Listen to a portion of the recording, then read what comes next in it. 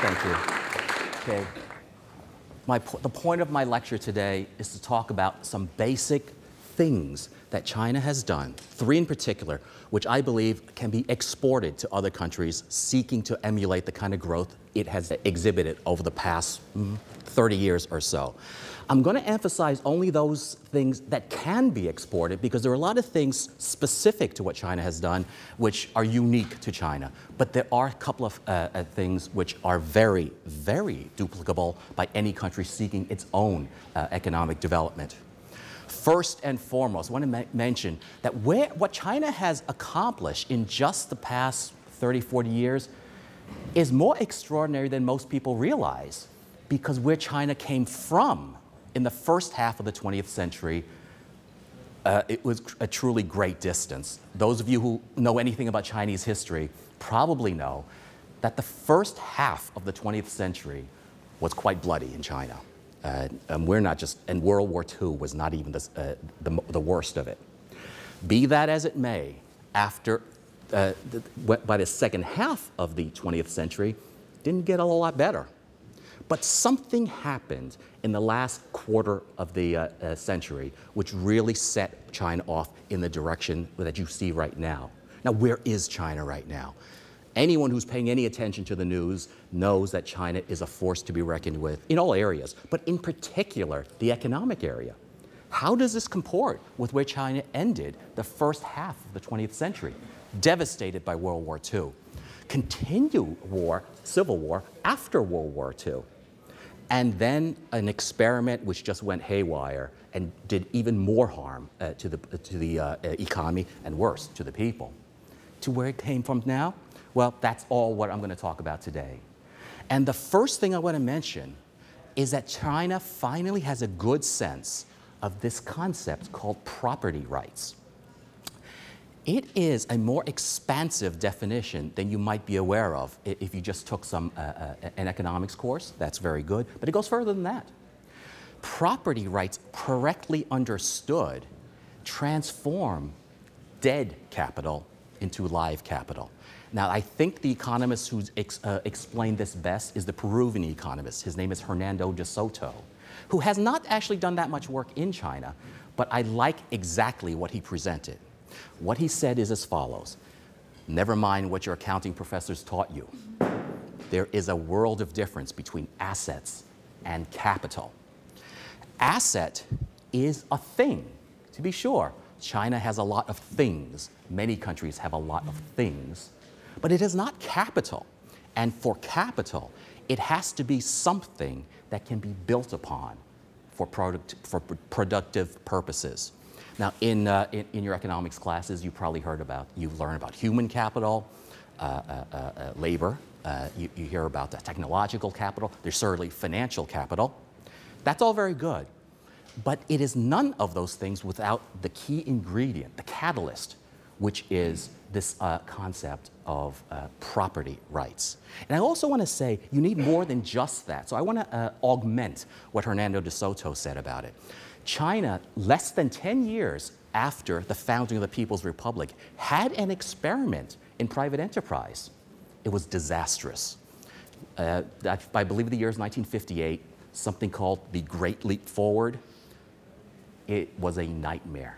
Millions of people starved because of this. I won't go into great detail, but the government said, you can start your own businesses, but you do what we tell you to do.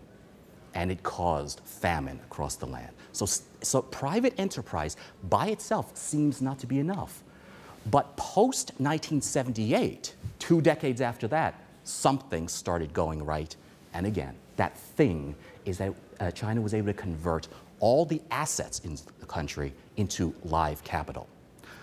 There is a direct analogy, if you remember your physics. You may not.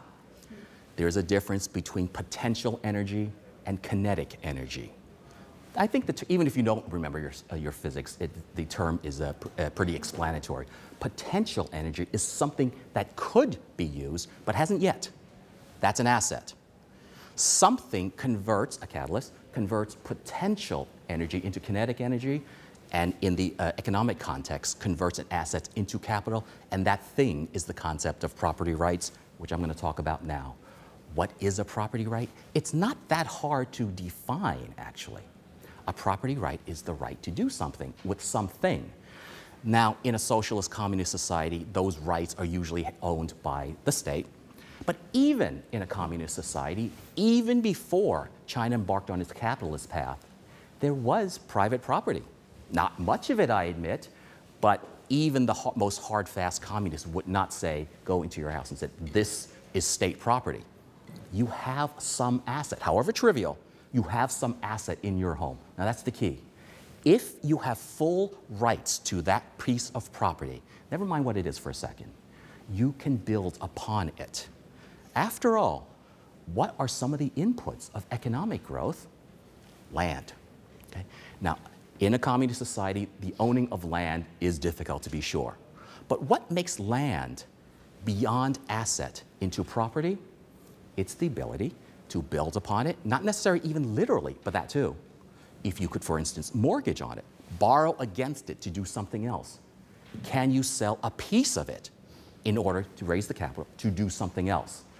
This transformed the asset of land into capital, live capital. And that is exactly where Hernando de Soto took his analysis. He took it through many, many poor countries and illustrating how when you have clear title to your piece of land, to what he focused on land, then you yourself can convert it. In contrast, in some of the poorest places in the world where you have, for instance, squatter settlements, there is no saying that those people are not industrious. But what do they not have? Well, the very nature of a squatter settlement, a shanty settlement, they don't own where they live. If they owned even a little bit of it, what can you do? The answer is innumerable. Can you use it as a store? Can you sell it to do something else? Can you parcel it up and borrow against it? All those things are possible, obviously, in a functioning economy, but only possible if you have clear rights to that particular thing. And this was what was missing in China's first experiment, actually. Did they have rights to what they would produce afterwards? Debatable. But in any case, there is a second problem. They were ordered to do a particular thing. Those things were backyard furnaces, they called them. Just the thought of it. Does that sound right to you? Backyard furnace, to make steel, by the way. Telling people to do a thing, what is missing from this? You're missing the entire consideration of what people actually want. Demand. Do we truly know where demand for anything is if the government centrally says, you will do this? Again, you may have had a sense of property rights, but what you didn't have, the critical ingredient, one critical additional ingredient, what do people want to buy? Which in turn, if you had readings from the marketplace, directs what you do with your initiative. Again, let's say you did have property rights to your land, and you had full rights to do whatever you thought would be best for your personal family. Okay. I highly doubt your first thought comes to mind is a backyard steel furnace. Whatever you may choose to do, whatever that might be, you will presumably, since you have only so much capital, you'll decide to say, I'll analyze the market, I'll see who else is doing it, give a sense of, can I make any money doing this? Now, you can even do this, even in what is nominally, or actually back then, a communist society. But even in a fully communist society, even these days, you have the same dynamic. You have it in the black market, for instance. There is no society which can completely eliminate the entire black market. But the black market has educational value. It is, in a fully state-run economy, probably the one place where you see forces of supply and demand working as it should. I will admit, black market, it's not fully functional. You don't get the full scale of the supply curve or the demand curve. But in the absence of anything else, it's the best you got in terms of pricing a thing, anything. And that was the additional missing element, in addition to giving property rights, the ability for the people to decide for themselves where they want to use their property rights, how they wish to use their property rights. And this is the thing that was so transformative about 1978. China's then leader, Deng Xiaoping, looked around and he said, this isn't working, guys. We're not doing something right. What should we do right? Among other things was exactly what I'm telling you. You can date China's prosperity to 1978. It didn't blast off right away. But from there, you have the continuing dynamic in industry after industry to the point where, as you see now, just count up the number of years since 1978. Has it been that many? To where it is now, where China is challenging the United States in economic power. Who could have predicted this? Who could have predicted this at the beginning of the 20th century? Who could have predicted this in the middle of the 20th century? Who could have predicted this even in 1978? Not entirely clear. It was a big experiment on Deng Xiaoping's part. Let's give him credit. He put China on the path to where it is currently, okay? And I believe there are lessons here for countries which are struggling to develop, to rise up above the bare bottom of the economic charts. One thing you can do, give people rights to their property and give them the freedom to decide what they might wish to do. There is no question they are not all going to succeed. Does everything succeed in any arena in life? The answer is no, of course. But will they have a better sense than some central planner in that country's capital about what their little community might need? Now let's face facts. When we're talking about people starting businesses at that level, we are talking about truly small businesses. A shop that might sew some clothes together. That's a business. Is it the role, is it the ability of any central governor to say, you should do this? In your little corner of the world, how could they know? They can't. But would you know, if you lived in that corner of the world, that there may be an opportunity to, for instance, sew clothes, something like that? And I would suggest that is the combination of granting some property rights and granting the ability to discern what the local market needs. That is point number one that China's development can illustrate and could, an idea that could be useful in just about any other country. Point number two is a concept that can be borrowed from macroeconomics, but you use it in a different sense. If you studied macro, you've probably learned about a concept of crowding out. What is crowding out? It means if the government takes too big a stake in the production of something, the private sector, or at least even if you're not specific about who it might be, someone else is crowded out from doing the very thing. Easy enough to understand, actually. And there are many manifestations of this, many reasons why. Be that as it may, if some big entity is doing it, it just takes up the space, sucks the oxygen away, so that a little entity can't do it. That's all it means. Flip that one around. What happens when the elephant sucking the energy, the oxygen out of the room, leaves the room? Is there not more room left for everyone else? That's called crowding in. Again, never mind the manifestations of how it works, but if the government, the biggest player, exits, and the need is there in the first place, aren't people somehow, now maybe not necessarily individually, but if they group together, aren't they possibly able to come in and supply some of that? Now, doesn't that work directly in tandem with what we were just talking about the property rights and reading of the market? Okay. Again, you need some sense of this liberalization, if you want to call it, decentralization, if you want to call it. I just call it get out of the way. And if the big one gets out of the way, everyone else has more space to do their thing. And so I think point number two is, to the extent the government is willing to undertake it, get out of the way. China has demonstrated this. They are getting out of the way in terms of what they call state-owned enterprises. Just consider the term state-owned enterprises. When the state comes in to do any enterprise, is there any point in competing, even if you had the right to? How are you going to win that fight? Okay? You can't. So if they leave, are they not in effect, if not in words, incenting others to try their own hand at that very thing? Okay? Again, they may not succeed, but there are no guarantees in business or anywhere else in life.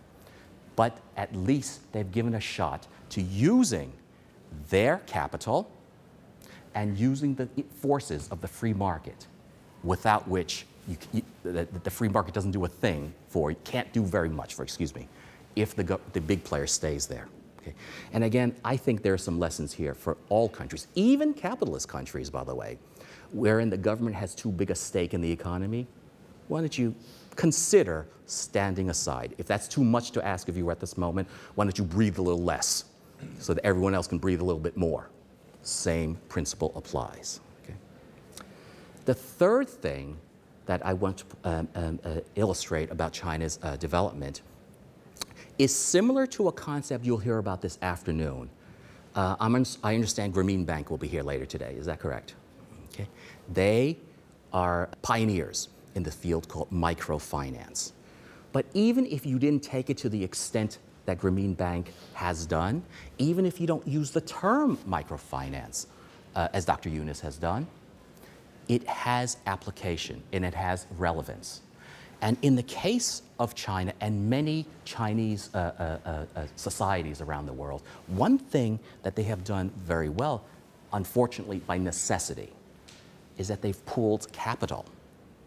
This is a necessity when you don't yourself have enough capital to do much of anything. But even then, all hope is not lost. If within your community, never mind how you define community, you can together say, my dollar won't get me anything, but perhaps my dollar with all these other few dollars of my community put together might mean a little bit. That's all it takes. This is not directly the microfinance concept, but it's going in that direction. It's going in that direction. And by the way, this is how Chinatowns in this country started. They started because by necessity they had to band together, unfortunately for protection at first. But each person, Chinese men mostly, didn't have anything, very little money, let's say. But if they grouped together, would they have some amount of capital that I just mentioned? Well, again, the answer could be yes, particularly in this country where property rights are very transferable, even back in the old days. With that, you have a sense, a hint of the microfinancing that someone else will talk about later today. You have a sense of this. Now, in Chinese societies, we group together by last name. We call those clans. We group together by villages. We might group together by, I don't know, those are the big two, actually. And if you have no other source of economic financial capital, you have this one, your community. You could call that social capital if you want to. I prefer to call it a form of human capital. But human capital combined together with a little bit of financial resources to create a moderate size pool of financial capital. And that was done very well in the Chinese society's cases. You see this all over the world wherever there is a Chinatown. It all started this way. You're aware of the big Chinatowns in our country. In my travels around the world, I was very surprised to see Chinatowns in places like Hungary, Israel, Serbia. Who would have thought? Iran. Who would have thought? Well, I was stunned. Be that as it may, how could they have survived all the centuries? And let's face facts, it couldn't have been all that easy living so far from home all those centuries ago. They combined together, first for protection probably, and then to join their capital together to create something of sustenance that could keep everyone alive all these centuries later. I will admit, I'm not suggesting those Chinatowns are anywhere near the size of New York or San Francisco. No, nothing like that. But some sense of it has survived all these generations from which, from the time that their ancestors first left China to go there. So this idea, whether or not a society chooses to adopt the microfinance principle entirely, or just a subset of it, that's pretty good. Now, people often ask me, how do you do that if you're not Chinese? Well, the whole idea is to form to see where bonds of affiliation reside. In some places, an obvious one is your religious community. Why is this critical? Well, it's critical because you are, after all, jointly doing something. It is not your investment if you put in a piece of it. It is our investment. Now, if it's going to work well, therefore, we have to trust each other. And how do you find people who trust each other the most? Well, again, affiliations. One place is if they have a religious affiliation, a cultural affiliation, that might work. An alumni affiliation may or may not work. Be that as it may, it isn't enough just to be from the same country. You need a tighter bond than that, some bond of trust, wherein, again, you're trusting each other that we're going to stay with this entity. If it fails, we fail together. If it succeeds, we succeed together. But again, a sense that since we are sharing this capital, it is our capital, it is our success. And that is a critical thing. Now, by culture, it's going to differ how those bonds of affiliation work. I'm not able to speak on individual cultures other than the Chinese culture, how you best do that. But again, it is a form of the microfinance principle that the Grameen Bank is talking about. The microfinancing principle, I have slightly different opinion than presumably the one you'll hear about this afternoon. I, for instance, don't think the government should be involved. I don't think the bank even should be involved in lending all that much. I think the capital should come from the ground up. These are not the most important things. The most important thing is to give the people a sense of combining small bits of capital. They are not waste. A penny here, a nickel here, that is not necessarily insignificant if you have 1,000,000 pennies. Then you got something. And that is the principle at stake. You start small if necessary. And as China had no choice but to, after 2 decades after the Great Leap Forward, when they were so impoverished, the theme of my talk was China's rise from poverty to prosperity. And although there are many other manifestations of it, political, economic, social even, didn't want to focus on any of those. I only wanted to focus on the areas in which I felt the lessons could be exported. Now, I left it at these, but I think that will suffice. If other societies were to attempt just a little bit of this, I think the success will